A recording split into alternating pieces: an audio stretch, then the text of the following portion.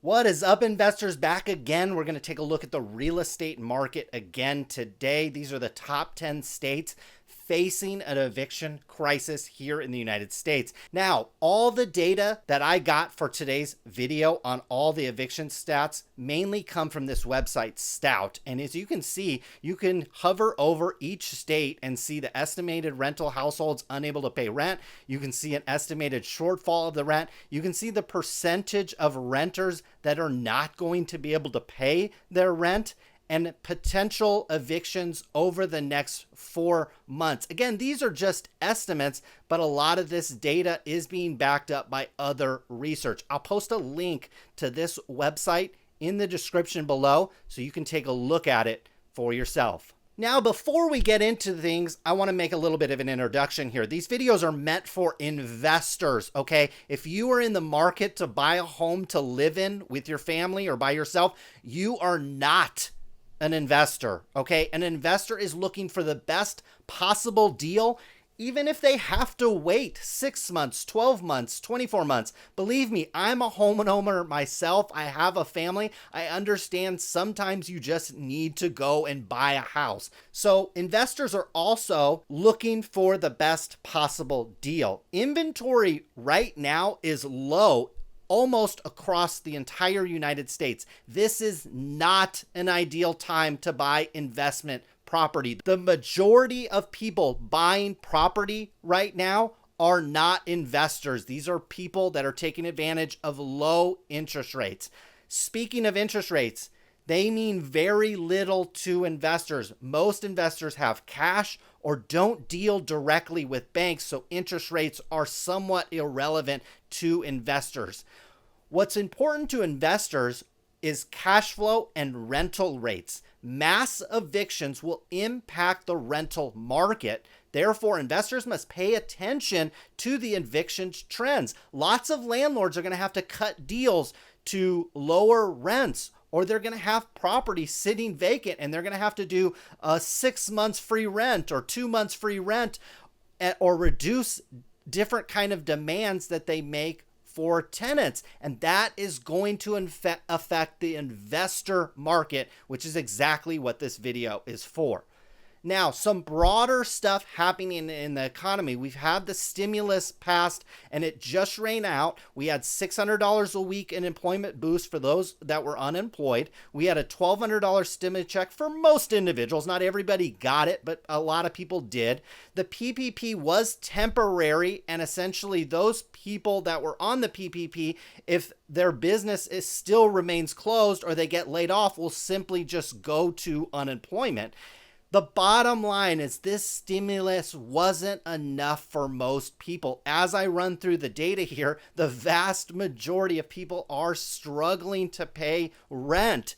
People are having trouble paying their bills even after all this stimulus money was given to them. Now, what is likely is there'll be less money in the next bill. I don't get paid as an investor to figure out what's going to go on in Washington, D.C., but if I were to guess, they're probably going to give you less money on an unemployment boost and other stimulus actions. So the next stimulus bill will likely have a less impact than previous versions.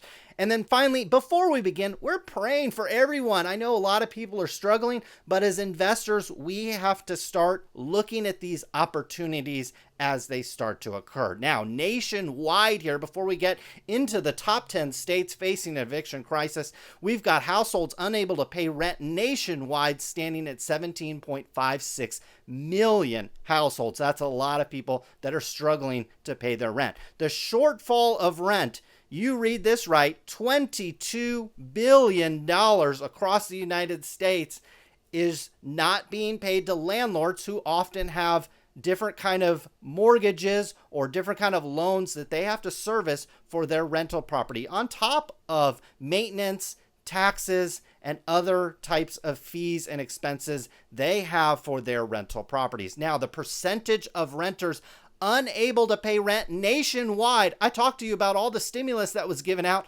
still 43.12% of renters are unable to pay rent at the current time. This is after the stimulus we just saw. So if the stimulus goes down, you better believe even less people will be able to pay their rent. And now the estimated potential evictions over the next 4 months, according to Stout Research, is over 11 million people over the next 4 months will be evicted from their property. Now, number 10, Texas. Renters who can't pay 1.719 million. That is 49% of renters. Think about this, guys. This is the number 10 state, and I'm basing it on the percentage of renters who cannot pay. And 49%, nearly half of Texas renters cannot afford to pay rent. And this is number 10, so you can probably see where this is going. Nearly $2 billion in rent shortfall. Now, some interesting thing. I've got Houston, Texas data here. We see here, this is the opportunity that's going to be for investors. We see here more normalized average filings for evictions were already kind of high in January and February. And then the moratorium happened, and now they're starting to slowly tick up. In fact, this July number is not full data, so this bar will probably be up here. We'll see this get back to average and probably surpass the average at some point. This is just for the Houston area. This is showing you, I am showing you that as an investor, you want to be early. You want to be thinking about these things now. The opportunity right now is not to buy a house right now, but the opportunity will likely be there very, very soon. Number 9 is Tennessee. Renters who can't pay rent, 396,000. That is 49.8% of renters, and the rent shortfall is $407 million. In the Knoxville area, we're seeing housing demand be historically low here, at least through the first half of this year. Now, Knoxville area saw 63.5 more homes listed pending sales. There were more sales, but the median listing price was actually less in that area, and price drops were actually increasing just slightly, and you had a median days on market increase just slightly. Now, there's other markets in Tennessee that are doing fairly well, but some areas are not going to be as well. And I would say in general, that's how the housing market is going to be over the next 12 to 24 months. There's going to be markets that do well, and there's going to be markets that don't do well, and it's your job as an investor to really identify those types of things. Number 8 is South Carolina, 51,000 renters who can't pay. That is 51% of all renters. Rent shortfall here is at $46 million. No eviction ban was ever enacted in South Dakota. In general, South Dakota real estate is still considered affordable, and people are migrating to the state from other more populated areas. And so I don't know how much South Dakota real estate will be impacted by these evictions, because it is a state that is attracting people from larger states. Mississippi, 155,000 renters cannot pay their rent. That is 51.61% of all renters. That is for a $131 million rental shortfall, and the eviction ban ended here June 1st. Number 6 is Alabama. 265,000 renters are struggling to pay their rent. That is 52.15% of all renters, and $229 million in rent that is due. Ohio is an interesting state. Their renters that can't pay rent is actually bloated to 762,000. That is 51.36% of renters, and the number of rent shortfall is $743 million. Like most areas, inventory is still low in Ohio, which is keeping pricing strong for the buyers that can afford houses. We've got the same eviction lab data here. We're seeing evictions start to trend up as the eviction moratoriums start to level off. This is in the Cincinnati area, and again, this July is not the full month here. It's about a half a month, and so expect these numbers to rise here. And the same here, we're seeing data rise here for the Columbus, Ohio area, as well as eviction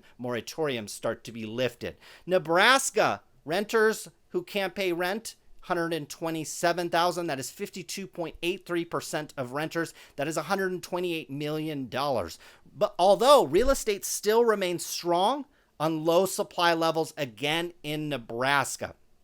Number 3, South Carolina. 281,000 people are struggling to pay their rent in South Carolina. That is over half, 53.5% 4% of renters, and that's $282 million. Listings are still very low in South Carolina as well. I would not think it's a great time to buy right now. Number 2 is Louisiana. Renters who can't pay is 292,000. That is 56.03% of all renters, and the rental shortfall in Louisiana is $267 million. And finally, the number 1 state that is facing an eviction crisis is West Virginia.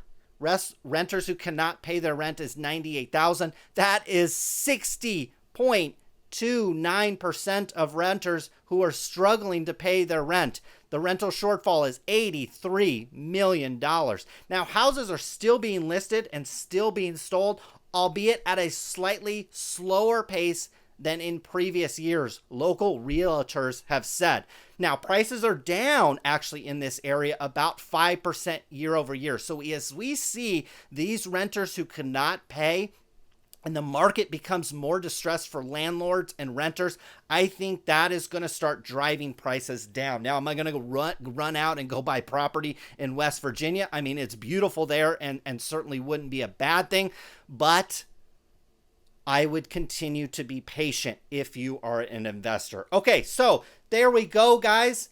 Those are the top 10 states facing an eviction crisis. If you are an investor, I believe over the next 12 to 24 months will be one of the best times to be a real estate investor in the last 10 years or so. You just need to be a patient, watch the trends, and watch how things play out.